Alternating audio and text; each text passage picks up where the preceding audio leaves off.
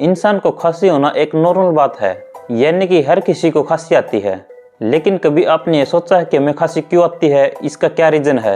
आइए इस वीडियो में 3D एनिमेशन से देखते हैं। जब हमारे श्वसन मार्ग और फेफड़ों में कोई इन्फेक्शन होता है या फिर इसमें कोई बाहरी कण जैसे कि धूल व मिट्टी का कण या कोई चीज घुसती है, तो हमारा शरीर हमारे दिमाग की हेल्प से एक रिएक्शन देता है। हमारा शरीर फेफड़ों से तेज हवाओं को धक्का बाहर निकालता है ताकि श्वसन मार्ग और फेफड़ों में ऐसा कोई भी कण और सूक्ष्म जीव मुंह के रास्ते से बाहर निकल जाए, जिससे हमारी बॉडी सेफ रहे। ये जानकारी आपको अच्छी लगी तो वीडियो को लाइक करें, चैनल को सब्सक्राइब करें। धन्यवाद।